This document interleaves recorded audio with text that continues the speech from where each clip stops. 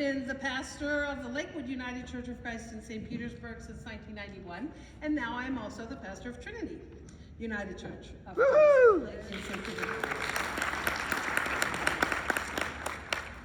So I came to the Florida Conference in 1990, 33 years ago, an auspicious number. I'm sure there are others who have been in this conference at least as long as I have. So maybe you could raise your hands.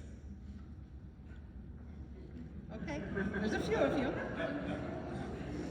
So on behalf of the conference, since I've been moderator twice and served on the staff twice, I think I can speak for the conference when I say thank you for your commitment to the ministry of the United Church of Christ in Florida. And thanks to all who have come to be vessels for the hopes and dreams and visions of God. So in our time together at this annual gathering, we're talking about seeing visions and dancing in the dream of the reality of God on earth as it is in heaven. And the prophet Joel assures us that even people in the most severe peril will be given dreams and visions of a new future from the imagination of divine love. I'm sure that every church represented in this assembly can tell stories of the dreams and visions that inspire your congregations. How blessed we are. And I hope you'll share those stories with each other while we're together. I was asked to talk about something new, visionary perhaps, going on between Lakewood and Trinity United Churches of Christ in St. Petersburg. The two churches have begun to work together as a cooperative ministry. In the weeks leading up to this, when I've mentioned this to people that this cooperative ministry is coming, I've been a little surprised by the reactions that I've gotten. They're mostly on the order of, that's a real challenge. You have your work cut out for you. That must be really difficult to manage. You get the idea. Frankly, all the responses have been of concern and worry. Well, I really didn't get it. I mean, why would this be hard? Two churches with a lot in common, near each other, working together. To tell you the truth, while it's beautiful, it really doesn't seem impressive to me. It's more of a natural unfolding of things. So I've thought about this for some time. Why does this seem so problematic to outsiders, but so natural to those of us in the two churches directly involved? And I was taken back to the late 1990s when I was approached by a member of Lakewood Church who told me that she thought there was something wrong with the structure of the church. She mentioned that half the positions on the church council were vacant because nobody would fill them. Do you know about that? And yet, she said, we have so many things going on in the church and a vibrant ministry. So she wanted to convene a task force that would work on creating a new structure for the church. The group met for about a year. They met regularly.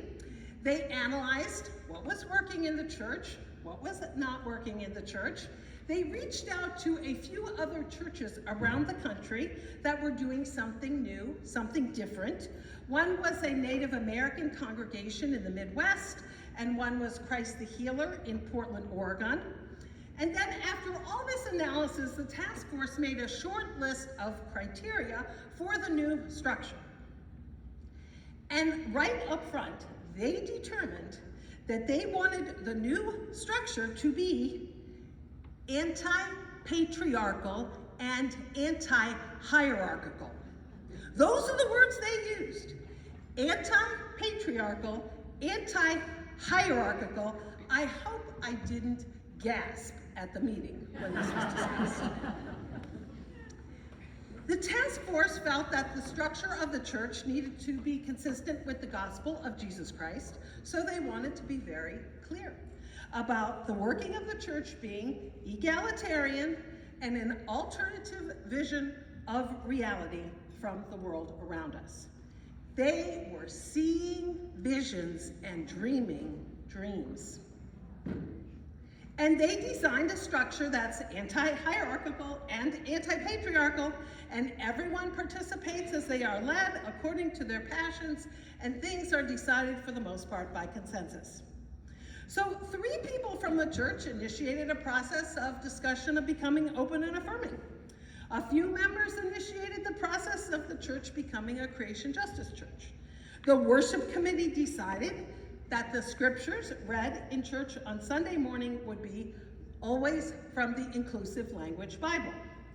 A team started having anti-racism demonstrations weekly on the busy street in front of the church for 2 years following the murder of George Floyd. And I could go on and on and on with examples.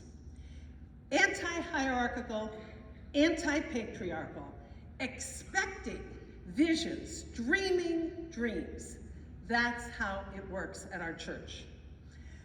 My brother, a UCC minister in Wisconsin, has commented that your church is always moving you farther to the left. Yep. And I try to stay out of the way and let the visions and dreams pour forth.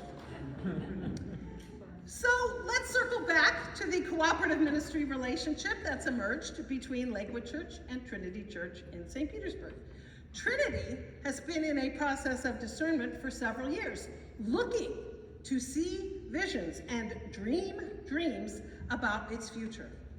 Last year, at the Florida Conference annual gathering in Vero Beach, they met with Todd Petty, who's the pastor of the Boynton Beach and Delray Beach cooperative ministry.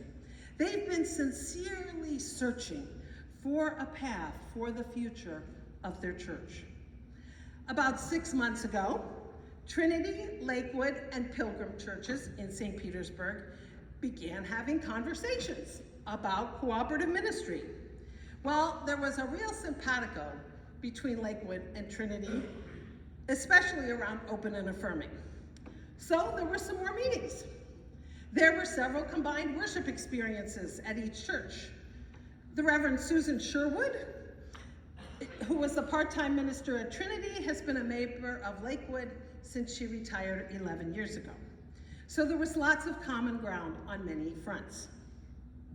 So within just a few months, really, the relationship became established, and Sunday morning, October 1st, World Communion Sunday, was our first Sunday worshiping together as official partners in cooperative ministry. We know, you can clap for that, please, it's good.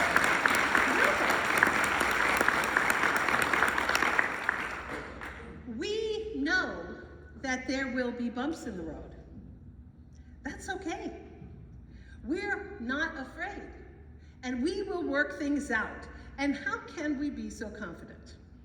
Well, we know at Lakewood Church that we've been given the vision of manifesting the non-patriarchal and non-hierarchical reality of God.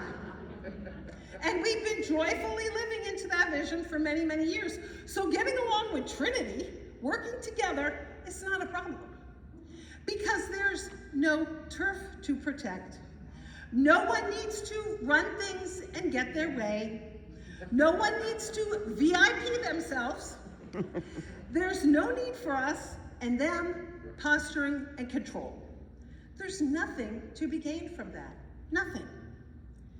And it seems that simply by working together, we're expanding our witness in the world. People coming together, not dividing and separating. People loving one another, even people they don't know. Egalitarian community without people jockeying for power and position. Try it, you'll like it. Amen. And I purposely not mentioned the size of Lakewood or Trinity because our general minister and president, the Reverend Karen Georgia Thompson, has said, "Don't tell me how big you are, tell me what you're doing." Woohoo, amen.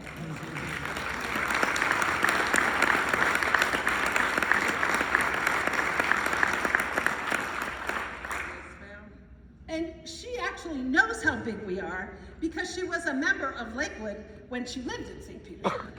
So for the rest of you, I'm just telling you what we're doing. The prophet Joel talks about the hardships that people are enduring.